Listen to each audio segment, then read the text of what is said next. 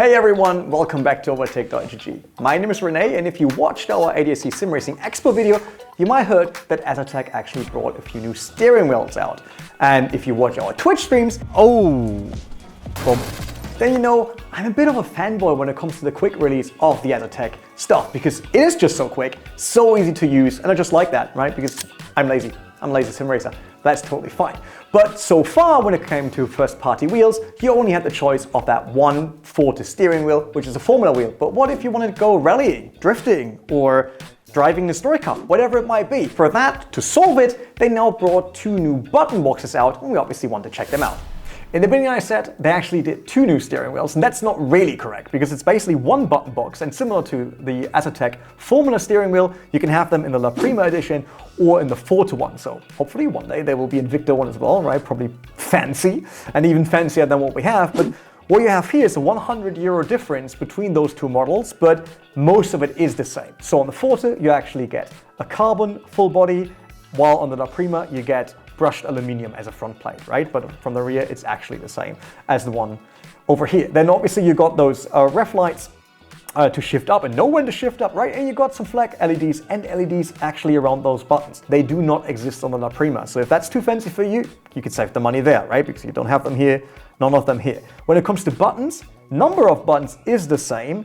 It's the fancy ones that are kind of missing, right? So you got the rotary here and here, but on the Prima, you don't have the lower ones. So you're kind of missing out there. If you really need that many, then maybe the Forte one is the better choice for you. What's also missing are these, like the up and down shifts. I often use them for look left and right, or wipers, right, and lights. But what's really, really cool, basically you buy these button box, that's how you get them, plus the shifters obviously, as seen on that one.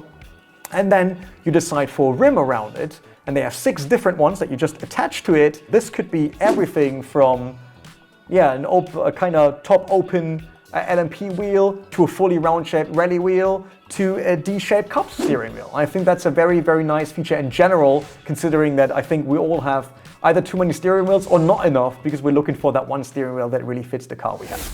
So in the end, you just make sure that you get the rim that you want, or get multiple, get the button box, put it in the middle, and then there's 6 screws to actually attach that. Only thing to keep in mind is under the magnetic pedal shifters, there is a screw as well. For that, you have to extend those shifters, then you will find the screw. It took us a total of 3 minutes to put them together, and then after that, screw those 6 screws back in, and you're ready to race.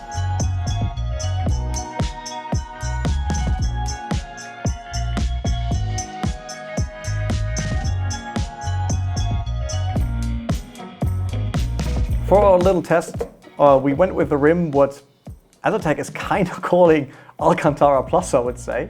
So they say it's a better version of Alcantara. It handles the sweat better, and obviously sweating is what we mostly do in Simrex. And as before, we changed a bit of the colors, because that's a cool thing that you can do in Race Hub, so the Asetek software, where you can basically say, hey, I want to change all the LED colors on that wheelbase. Obviously, this is only possible in this version due to it being the Forte one. And then you can really decide basically if they should have another color, say green here, if I now press them, or which color they should have unpressed. According to what we saw on the SimRacing Expo, really, really cool, the next version of Race Hub should also feature the possibility to have these flag LEDs to also show traction status, slip status. So what you know from these additional LED lights that some of the GT race cars have. I would say it's just really, really nice to now finally have the same buttons all the time, because my problem at home, mostly when I change my steering wheels, because I love to have the right steering wheel for the right car, is that I forget which button does what.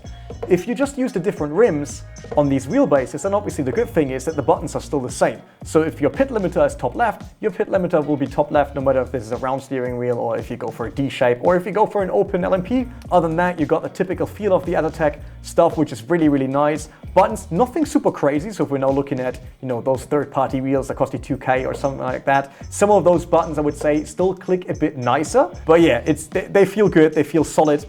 Same here. Really like the rotary ones in the middle because they have a very nice click to it. Click, click. That's really, really nice. The biggest plus still for me, besides this QR that's just so easy to use, is that Asetek also allows to run this with third-party wheels, right? So there are specific wheels already that are kind of compatible with their quick release, but they also allow you to basically use that quick release with whatever USB steering wheel. Obviously they can't promise that it will work, but it works with most of them. So in the end, you're looking at $399 or $499, depending on if you use the Forte or Prima button box together with one of the wheel shapes that you can choose from. Besides, if you would go for the Alcantara Plus, then it's a bit more, as that is more expensive in terms of the materials. One thing that we did not really like, maybe a bit harsh, but basically when you put these rims on, you have to lay down your steering wheel flat, and obviously it then lays on those rotary buttons, which is not really great. So probably the easiest is maybe to have like your own mold or do something 3D printed to make sure that your new steering wheel stays shiny and not really scratching the table. Not so hard about the table, right? It's more about actually scratching our steering wheels. So that's the only minor thing that we didn't like when it comes to build these together. Other than that, everything else is as simple as it gets, no matter if it's the QR, no matter if it's the putting together or the software you use them with, the Race Hub one that we talked about quickly during our drive. So yeah, really, really good, nice product, and let us know in the comment section, what's your new steering wheel? Do you consider changing your ecosystem? Did you decide for someone else due to the ecosystem? As I said before, I think that's a very important point by now with how many equipment there's out there and how many manufacturers out there. So let us know in the comment section, and we see you in the next video. Bye-bye.